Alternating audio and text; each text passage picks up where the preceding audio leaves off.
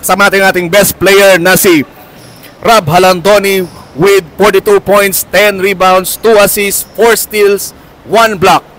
Rob, nakita natin kanina parang naging easy sa inyo yung laro na to. Pero ano yung nasa isip mo para makapag-focus pa rin kahit napakadali ng laro para sa inyo? Nakinig lang kami sa captain ball namin kay AJ Hiso na sumunod lang kami sa sistema namin at share the ball lang.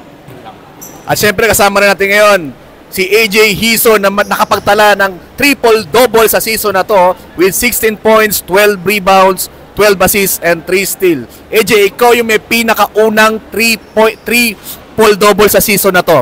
At paano mo yung pinaghanda nitong laban na to? Although napakadali ng laro nitong laban na to sa inyo ngayong araw na to, pero yung focus mo nandun pa rin. Paano mo pinalatili yun? Sa totoo lang, hindi madali eh.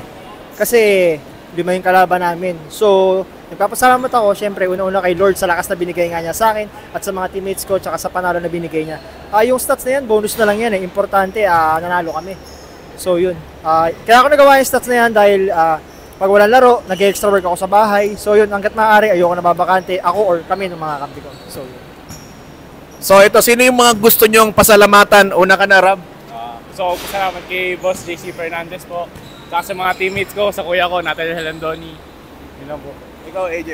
Nagpapasalamat ako kay Boss JC, sa lahat ng teammates ko na naglaro ngayon, tsaka sa mga teammates ko na nasa bahay. Ready na tayo para sa semi, so yun, good luck sa atin. Again, congratulations, Manila Kingpin!